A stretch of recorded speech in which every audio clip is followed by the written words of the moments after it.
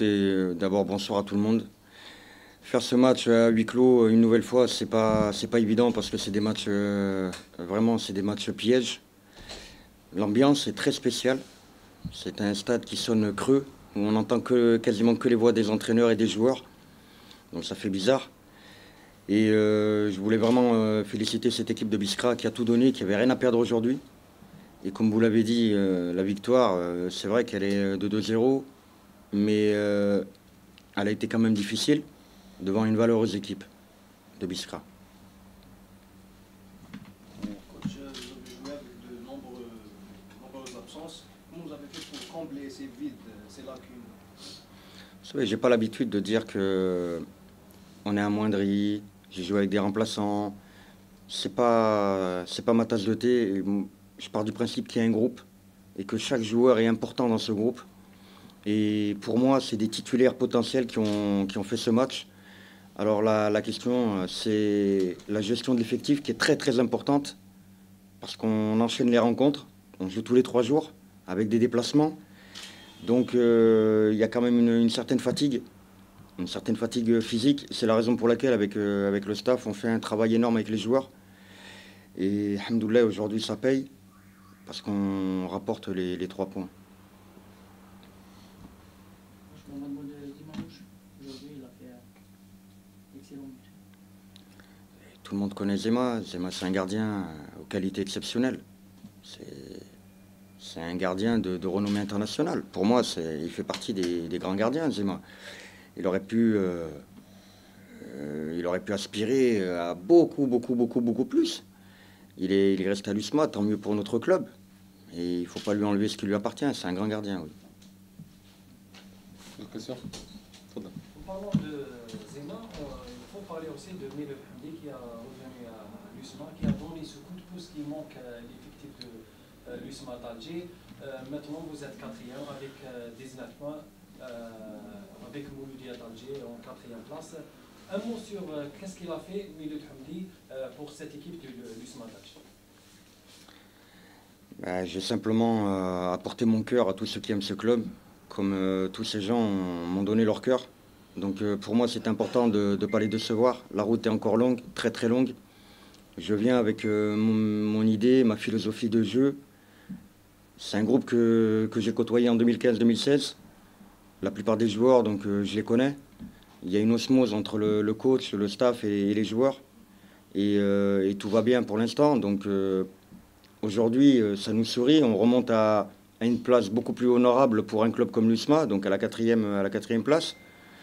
Et tant mieux, on espère que ça va durer. Maintenant, j'ai trop de modestie pour dire que je suis le seul artisan de ces résultats positifs. C'est un travail d'équipe, que ce soit le staff technique, staff médical, tous les gens qui œuvrent pour ce club, l'administration, et puis j'en passe. Mais voilà, c'est un tout. Et tout va bien pour l'instant. Ouais. Coach, vous allez recevoir la GS Kabylie dans 3 jours. Comment vous allez préparer ce match avec la fatigue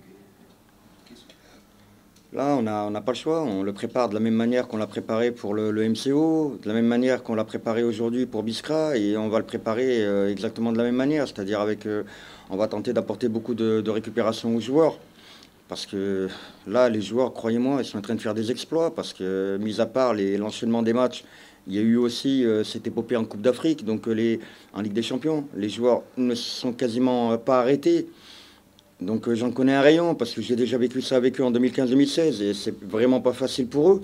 Maintenant, le maître mot, c'est la gestion de l'effectif. Et c'est là, à mon avis, où il faut être très très bon. Il faut faire très très attention à ce qu'on fait avec les joueurs quand on répète les matchs.